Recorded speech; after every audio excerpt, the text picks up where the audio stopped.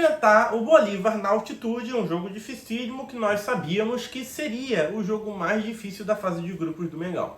E aí muitas pessoas especularam o seguinte: poxa, mas se é um jogo tão difícil, se é um jogo tão físico, tão desgastante, por que poupar os jogadores do Flamengo no Brasileirão para ir com a força máxima enfrentar o Bolívar, sendo que vai ser difícil de qualquer maneira? Por que não usar as armas principais no Brasileiro para ganhar os pontos necessários? E neste jogo de Libertadores, o Flamengo, de fato, pouparam um pouco dos seus atletas. Haja vista a dificuldade, haja vista a interferência que tem a altitude. É muito complicado jogar na altitude, é muito complicado jogar a 4.200 metros de altura do nível do mar. A gente sabe que o time perde, sim, muita qualidade, perde físico, perde fôlego. E a expectativa é que no segundo tempo, no início já do segundo tempo, o time do Flamengo esteja realmente muito cansado. E aí o jogo fica bem complicado, porque eles estão acostumados e vão imprimir, sim, o ritmo de jogo. Só que, ok, existe uma justificativa plausível: poupar no Brasileiro para jogar força máxima na Libertadores, onde o tetracampeonato é tão desejado. Ok, isso faz sentido, é a competição que mais paga, é a competição de maior peso. Só que agora o Flamengo emite uma nota oficial falando que são 9 desfalques para a partida contra o Bolívar e pega todo mundo de surpresa. O Tite poupa no Brasileiro para depois poupar na Libertadores? Ué, mas isso não faz sentido. Ele tem que priorizar uma das competições. Qual vai ser a campanha que ele vai dar maior ênfase? E, por exemplo, a Libertadores não é uma competição que ela aceita muitas derrotas ou muitas perdas de ponto. O Flamengo não é líder e o Bolívar é o líder isolado. O Bolívar ganhou as 2 partidas, o Flamengo empatou e ganhou. Então o Flamengo está a 2 pontos atrás do Bolívar. Esse é um enfrentamento direto entre líder e vice-líder. Se o Flamengo perder, não ficará mais 2 pontos atrás, ficará 5 pontos atrás.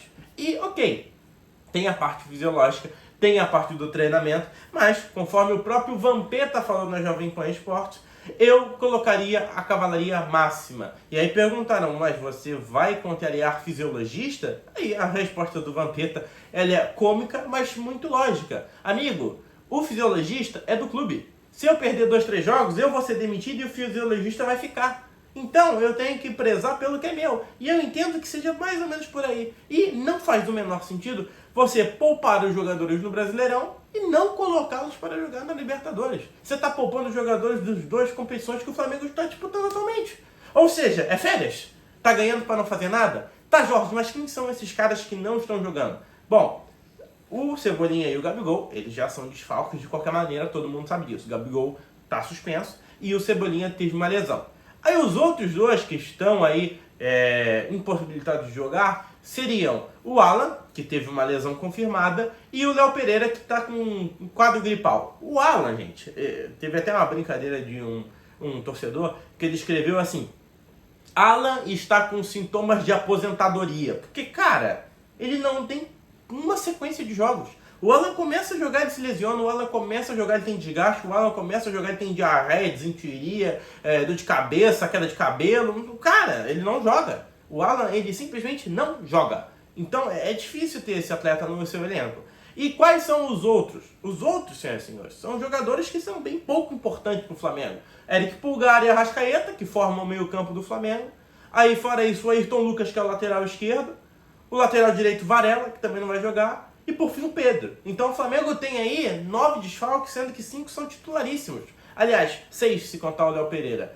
7 se contar o Cebolinha. Então assim, o Flamengo vai muito desfalcado, vai sem centroavante, essa é a verdade. O Flamengo não vai ter Pedro, não vai ter Gabigol, então vai jogar com o Carlinhos, que foi bem mal na partida contra o Palmeiras. E aí as dúvidas começam a pipocar. Ué, poupou o Arrascaeta pra quê? O Arrascaeta ficou um jogo sem jogar. Voltou, tá lesionado? Como isso? O Pedro jogou 30 minutos no último jogo, não vai jogar esse. Por quê? Tá lesionado? Sabe, não faz sentido. E o Flamengo tá, obviamente, se ferrando com questões de laterais. Foi o vídeo de hoje mais cedo, vai ser o vídeo de hoje também. Novamente vai ter que jogar com o Matias Vinha, que há pouco teve uma concussão na cabeça, um choque, e em teoria não era para jogar, mas vai ter que jogar, porque o Ayrton Lucas está estourado, não aguenta o jogador da partida. E o Varela, tadinho, o Varela é o único aí que eu concordo em que tem que dar um tempo pro cara. Que o cara tá jogando todos os jogos. É Flamengo, seleção, Flamengo, seleção, Flamengo, seleção, não importa. É Carioca, Copa do Brasil, Supercopa, Recopa, Libertadores, Mundial, não importa. O Varela joga todas. E não tem como, realmente não tem como. E isso, honestamente, falta de planejamento. Cadê o lateral? Cadê o meio-campo? Cadê o centroavante? Cadê o zagueiro? Ah, Jorge, mas não contratou. Tudo bem que não contratou. Então usa a base. O Tite falou, olha, se não for trazer um jogador bom, eu uso a base. Tá, então use a base. Mas eu quero ver o seguinte, porque não é só usar a base. Eu quero ver a molecada da base fazer a mesma diferença que um Arrascaeta faz, que um Pedro faz, que um lateral faz. Então, eu não estou querendo aqui ser pessimista, gente. Mas a coisa que eu tenho a dizer a você, torcedor do Flamengo, que está me assistindo, e eu acho que você concorda comigo, é o seguinte. O que nós temos de histórico do Bolívar? Uma equipe complicada de se enfrentar lá na altitude. Um time que ganhou do Palmeiras de 2-1 ou 3-1 lá na altitude. Então, a gente sabe que aqui, em nível do mar, eles são ruins. Eles perdem de 5, 6, 7, 8-0. Mas lá é bem complicado. Então, eu já tinha a expectativa de que o Flamengo fosse ter um jogo dificílimo contra o Bolívar. O Flamengo, titularíssimo. O Flamengo que viesse com força máxima. Agora, um Flamengo onde não tem o seu principal zagueiro, não tem os seus dois principais laterais, não tem o seu volante de confiança, não tem o seu criador de jogadas que é o Arrascaeta, e não tem um centroavante à altura, gente, esse jogo vai ser bem complicado. Se empatar o jogo tá bom. Honestamente, vamos ser bem pé no chão, se empatar o jogo já tá bom. Voltar com o empate de La Paz com um time todo remendado é ótimo. Voltar com uma vitória é heróico. Honestamente, não estou conseguindo entender o que o Tite está querendo fazer. Ou ele prioriza o brasileiro, ou ele prioriza a Libertadores. Ou ele poupa um time em um, ou ele poupa um time em outro. Ah, o Flamengo tem 2, 3 times. Mentira. Não tem 2, 3 times. O time do Flamengo é um só. E não vem nem esse único time jogando um futebol vistoso, um futebol bonito. Porque era para ter ganhado fácil do Atlético Goianiense, era para ter ganhado fácil do Milionários, era para ter ganhado fácil do Palestino. Me desculpa, na verdade, são 3 equipes fracas. Contra o Palmeiras, só sofreu, só apanhou. Não teve uma jogada que fosse assim, ó, o Flamengo espetacular do Tite, que quase ganhou. Não. Eu fiz o vídeo, eu fiz a análise, se você me acompanha, você sabe.